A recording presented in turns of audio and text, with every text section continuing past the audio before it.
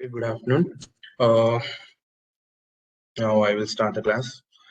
In the yesterday's class, we discussed about the one-dimensional arrays and the examples of the one-dimensional arrays.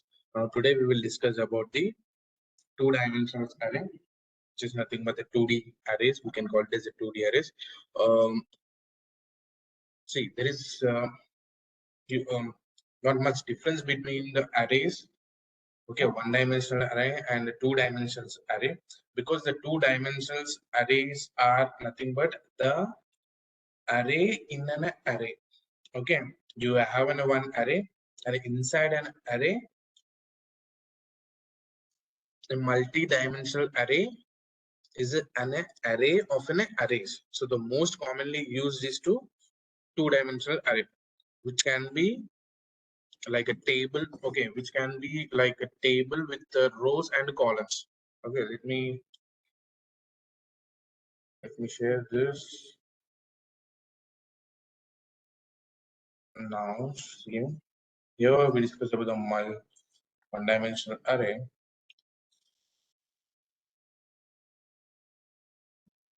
Now, discuss about the two-dimensional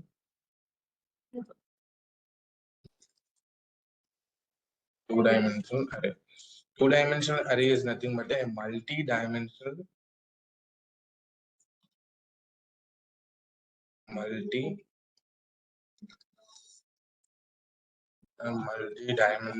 array is an array of arrays.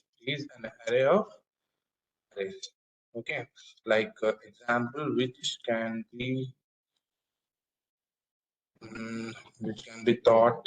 Okay, can be thought of as a table which has a rows and columns. So just like that, we can create a two-dimensional array. Okay. Now we have a syntax for the two-dimensional array. Okay, we will create with the same data type. Okay, data type, but here we will give the two square brackets. Okay, one is for rows and one is for columns, and we have to give the array name here, and with the new keyword and with the data type. Okay, whatever the data type we have, the data type, and here you need to create the rows and columns. Rows and columns, and rows will store the 3 rows. Okay, you are given the rows size, whatever the size you want to give, that size has to give in this rows, and 4 columns if you want to give the 3x4 matrix or anything. Okay,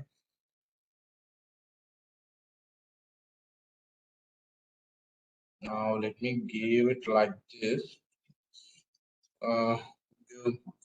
Here we have indirectly or directly initialization also. In the previous one dimension also we had given directly and indirectly. So this is in a directly is nothing but a matrix. Okay, I'm taking as a matrix, and inside this I'm creating one row, 1, 2, 1, comma 2, comma 3, and comma, and another row which is nothing but 4, comma 5, comma 6. Okay, this is then a basic creation of the direct initialization. Directly initialize. This is known as a directly initialize, and this is the syntax of creating of a multidimensional array. Now, majorly we use this for the representing a matrix or in the mathematics, and when you want to store the student marks in the multiple subjects. Okay, you have different subjects and you want to store the each student marks in the different subject, you can use that in that. Okay, like in real life, like for the creating the ticket booking systems. Okay, cinema seat booking system, right? The rows and columns, you have certain rows and certain columns. To create that in the programs, you can use that, and and grid sort tables. Okay, whatever the tables you want to create, then you have to create with this syntax. Now let me give you one example by creating a 2D array. Let me share my Eclipse. Okay, now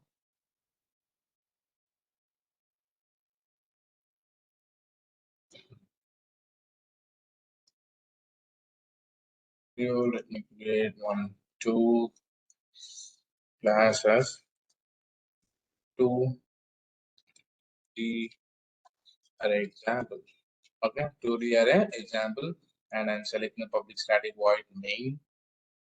Then finish. Now what we need to do means we need to take the input from the user. Okay, we need to give the certain size of that and a 2D array with like a 2 rows or 3 columns or anything, or 3 rows or 2 columns, 4 rows. Okay, then after that you need to enter the elements for a 2 rows 3 columns means 2 by 3, so 2 by 3 array. Now then after that we need to print that 2D array. Okay, whatever the elements you have entered, that has to be stored in that uh, particular matrix. Okay, so you need to print it out that values. Okay, which is nothing but a basic input and a printing in a 2D array. We are taking the elements and we are storing that elements in our array, and after that, as yesterday we have done, right, by using the indexing. Okay, we can place, we can take the input and store it in the arrays, and then with the indexing we can get that and store it, show it in the output as a 2D.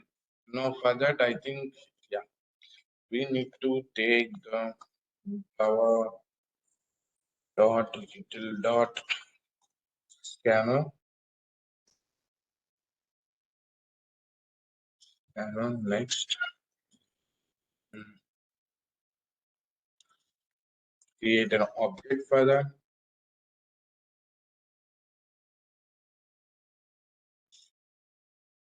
Scanner sc equals to new scanner system dot in. Now what we need to do, we need to create a 2-dimensional array. So initialize a 2-dimensional array. So we are taking the numbers and the new, what is the data type, integer, and taking the rows as 2 and the columns as 3. Okay, now numbers is a 2-dimensional array. Numbers, 2-dimensional array. Now what we need to do, we need to take the input from the user. Okay, we need to take the input from the user and we need to ask the user to enter the elements for 2 by 3 array, which is nothing but 2 rows and 3 columns. 2 rows and 3 columns. So first we need to asking system dot out dot println enter elements per 2 by 3. Okay, 2 by 3 array, 2 by 3 array. So for 1 dimensional, what we are taking the loop. Okay, same here for loop, and first we need to initialize for I equal to 0, I equal to 0, I less than 2, and I plus plus. So inside we are in the, here why I have given 2, because we have selected the rows as a 2, so the I must be less than 2. Okay, now we have another array, which is an array inside an array. So again we are taking for, okay, so see, basically we have the matrix of a 2 by 3, which is nothing but first column, second column, third column in the first row itself.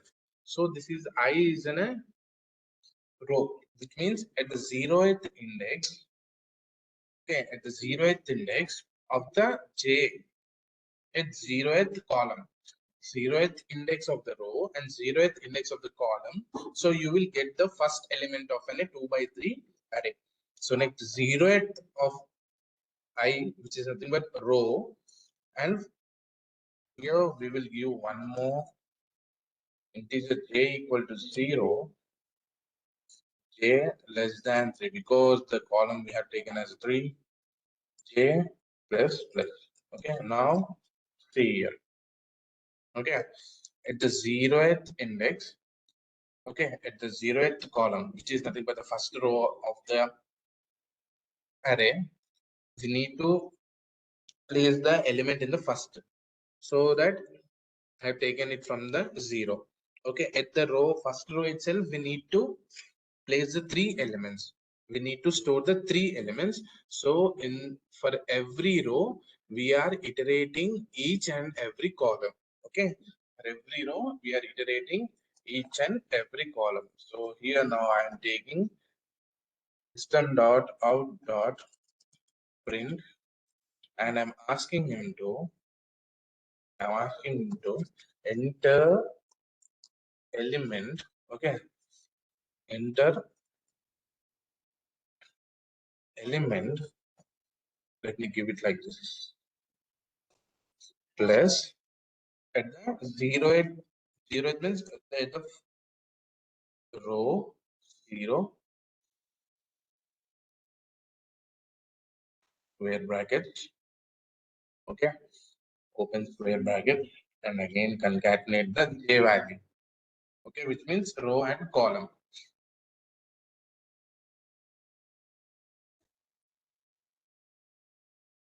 Okay, we are asking at a particular index, you need to enter the value for that particular element, for that particular index. Now whatever the number he will enter, that has to be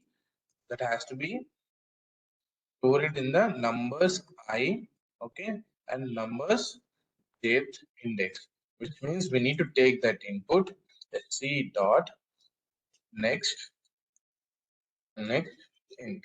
Okay, now what at the whichever place we are asking him to enter, okay, at the row means first row first column, I need to enter one element. Okay, you need to enter that element. So when we ask that the user, he will enter the value. So that value we need to store that in the array at 0th index at 0th column. Okay, or else first row first column, just think like that. Okay, now here it will goes until the each column till the rows. Okay, for every row and for every column it will ask the particular. Now after entering the values, so this is means we are taking the input and storing in the array. Okay, this is an input. We are taking the input from the user and we are storing that elements in the 2D array. Now what we need to do, we need to take the output and print the, we need to take the input, we need to, whatever the input he has entered, we need to show him that the 2D array is, okay, whatever you have entered and stored in the elements in an array, okay, in the 2D array. So we need to represent that 2D array to the user. Okay, so just seem like that. System dot out dot and ln the 2D array is. Okay, now I am saying I'm just printing the output after entering all the elements. Okay, when he finished the entering all the inputs, then we will display the 2D array to him. Same just like that for looping through the each and every element, integer I equal to 0. Okay, I less than 2, which is rows, and I plus plus. Okay, inside this for loop, again we need to go through the each and every column. So integer j equal to 0, j less than 3. Okay, now j plus j plus plus. So inside this loop, we need to print whatever the value is present at the 0th index and 0th column, 0th index of the row and the second column. Okay, like the matrix 0, first row, first column, first row, second column, first row, third column. Okay, so just like that. Now I'm printing system dot out dot print ln the whatever the value is present at the, okay, 2D array at the index of I and at the index of j, at the index of I and at the index of j. So we need to print that. Okay, we need to print that array, and I'm just giving some space between the numbers. Now, and after every, okay, and after every row, this is first, this is a row, right? So for the first 0th index row, it will print. Okay, after printing this, I'm just giving space for the new line to represent as the matrix print. Then okay, it will add it in the, now let me take it this as a print, because yeah, it will, we don't need to print the each row in the new column, right? So we need to print the elements in, in the same row. So for that I have removed here ln. Now I think we are good now. Yeah, first we are taking the inputs, and for each row, for every column, we need to enter the values. Okay, so after entering all the values, we are displaying the 2D array to the user. And let me run this. Run as Java application. So it's asking me enter for a 2 by 3 array and enter element for 0th row and 0th column. So here I will enter the value 121 and 01. See, this is in a row index and this is a column index. So here I am entering 13, 0th row, second column. So 43 and C. Now it comes to the first row and 0th column. 32, 33, 11. Okay, after entering an array, okay, after entering an array, we are getting the values. Now let me run this by giving you space. Okay, now you can see the best because I didn't give the space there. Now 20, 21, 21, 34, 32, 5. See, here we get the 2 by 3 array, 2 by 3 matrix, which is in the 2D array. Okay, so just like this, we can take the all the operations like multiplications, whichever the operations we can do with the matrix, we can do it with the 2D array. So just iterating through each row and column. Okay, and you can do some problems on this, like a summing of each row in the matrix. Okay, take one matrix and sum of the, do the sum all the elements in the matrix. So this is a best example for the series of what creating in the real time, like cinemas or anywhere. You can use a 2D array. Now next we have the topic called as a, I think you all know the topic is nothing but the string. Okay, the important topic also here. The string is nothing but whatever we are returning, and we are combination of the characters. Okay, combination or the sequence of the characters is known as a string in the Java. Okay, is known as a string. A string, here this is a string. A string is a sequence of characters. Okay, and strings are the objects of the string. We have the string class in the java.language package in the Java. Okay, so we can create strings. We can create by using the object of the string class also.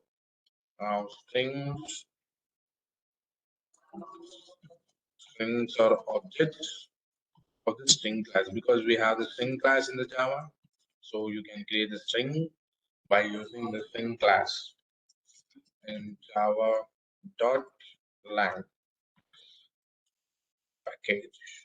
Now strings are immutable, which means once they have created, they cannot be changed. You need to create another object, then you can concatenate that with the string and you can do the modification. But really in the real life, okay, the real case scenarios, the strings are immutable. They are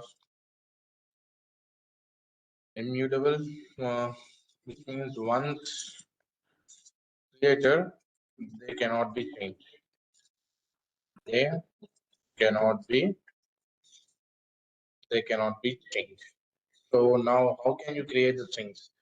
One way, like we are creating the integer a equals to b, assigning the values. So we can create like string h1 equals to, we can give the directly by using the string literals. Okay, hello, hello. And another way we have the string class, so we can create the object of the string by using the new string class, and we can say it as hi. Okay, using the new keyword also we can create, and by using the string literals also you can create the strings. Okay, now the whatever the strings you are storing, okay, creating this will be stored in the constant pool, but this new keyword will store the memory in the heap memory. Okay, this will create in the heap memory. Now we have different types of methods, or we can say as we have different methods to use with the strings. Okay, now let me give you some methods are nothing but what I already explained about the functions and methods. There's the same. Okay, the methods, you can use these methods with the, these are the inbuilt. Okay, these are the inbuilt methods. So first we have the length method. When you use the length method, okay, with the string, okay, so it will return you the, it will returns the length of the string. Okay, now let me give one example by creating the class as example string uh, finish. Now here let me create the direct literal by using string s1 equals to hello. Okay, this is a string, and if I want to use the length method to the string variable, okay, s dot length. Okay, s dot length. Now if I want to print it out, just give it here itself. I system dot out dot print ln of s1. Okay, now we will see what it will give. As Java application, see, it's giving me the length. Okay, length of the string. So here we have 1 2 3 4 5, right? So it's giving me the length of the string. So when you use the length method, it will give you the length of that particular string. And we have another method which is mostly we use for indexing, line s1 dot character get which index. Okay, at the index of 2, what is a character it has present? The string has the character at the index of 2, which character it has. So let me print it out this again, running Java application C5. Okay.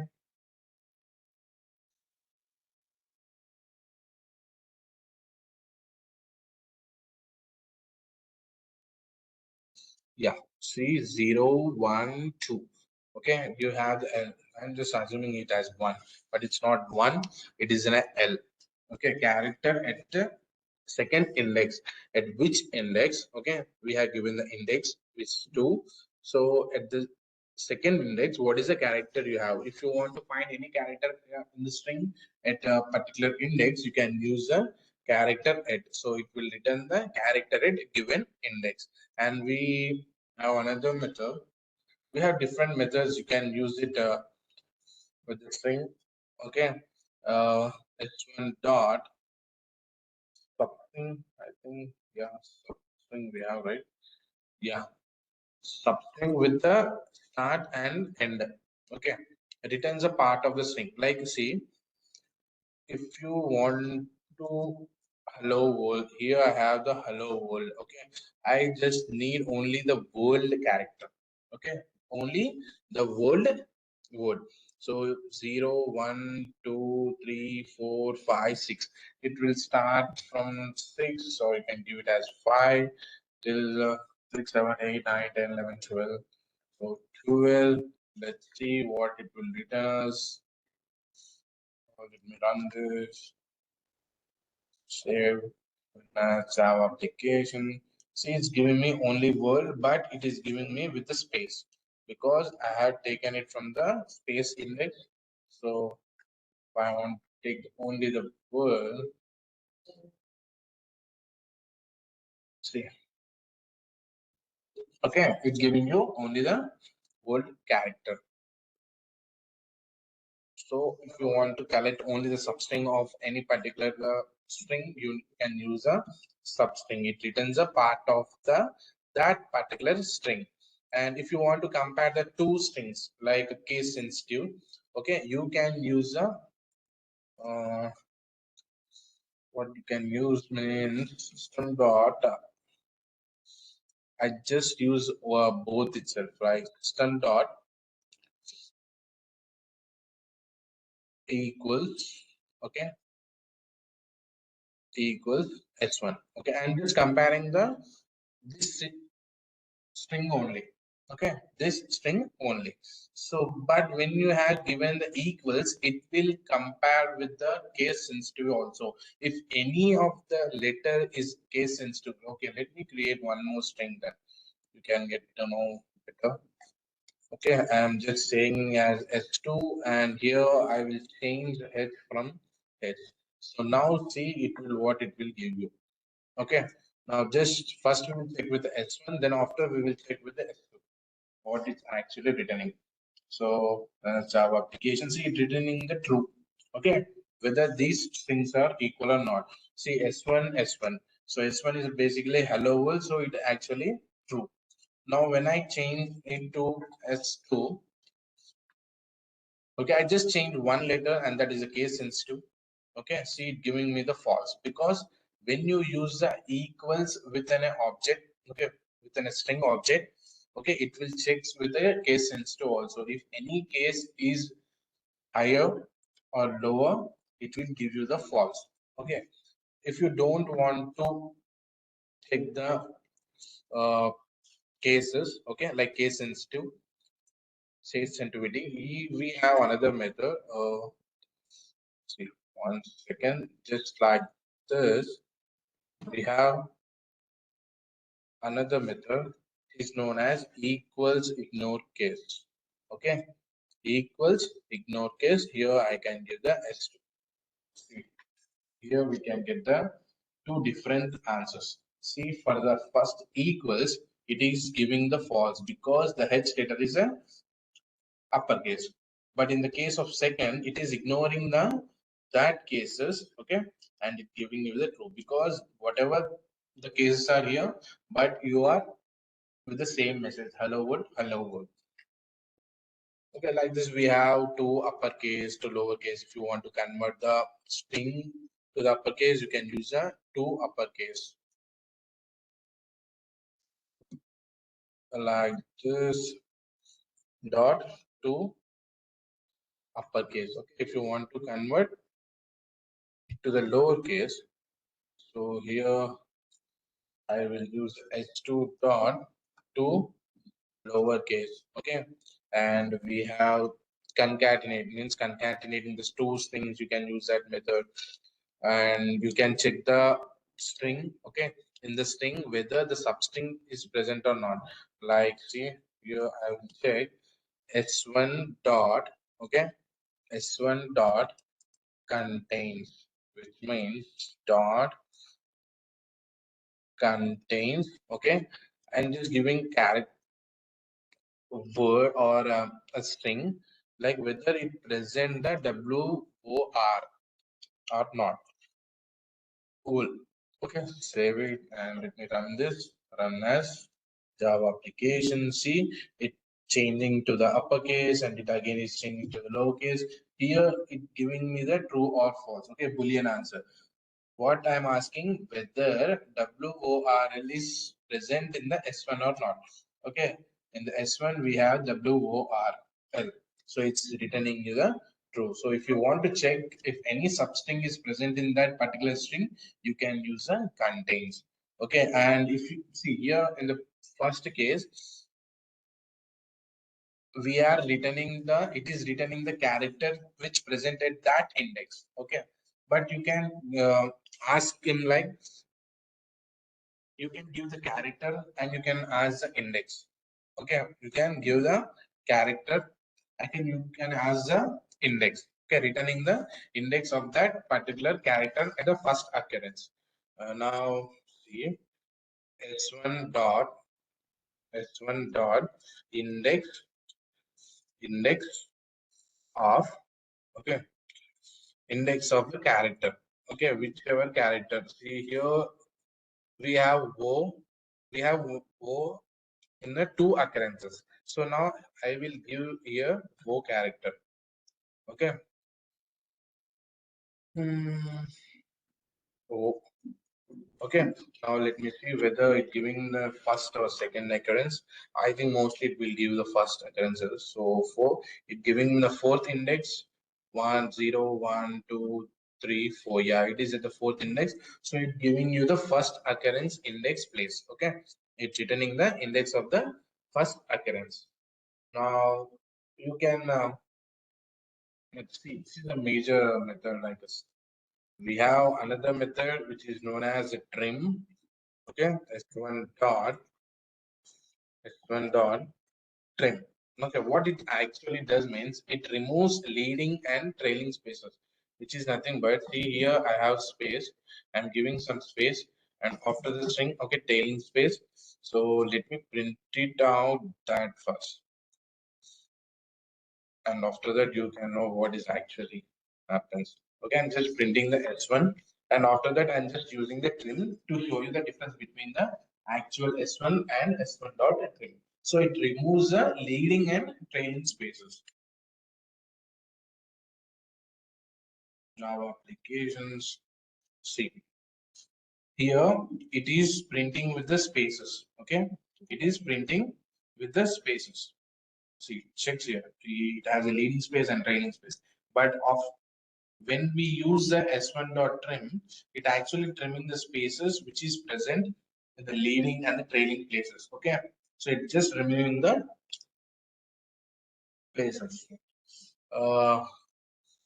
This is a basic string operations. Okay, you can use all the methods, and when you want to compare the two strings, you can use equals and equals ignore case. But when you use equals, it will compares with the case sensitive also.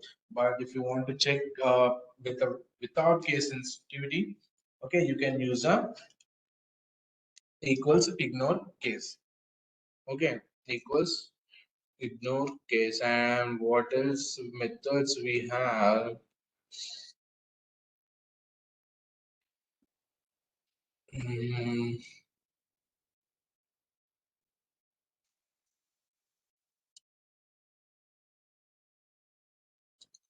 okay, I think I will explain you some examples about the strings, like I think everybody the palindromes, right? So we will check that program in the tomorrow's class, and we will count and we will take one string. Okay. Uh, okay, we will take one string and we will count how many vowels are present in that string. Okay, like A, E, I, O, U, whichever the character is present in that string. Okay, we will use the count and we will count it how many vowels are present in that string. Okay, comparison between the two strings, I think. Okay, we will do that two examples in the tomorrow's class and see. Okay, just try the 2D array. Okay, practice 2D array, and if you have any doubts regarding anything, you can ask me. Okay, let me stop my sharing. Thanks, guys. This is about today's class. If you have any doubts regarding anything, you can just ping me. Thank you.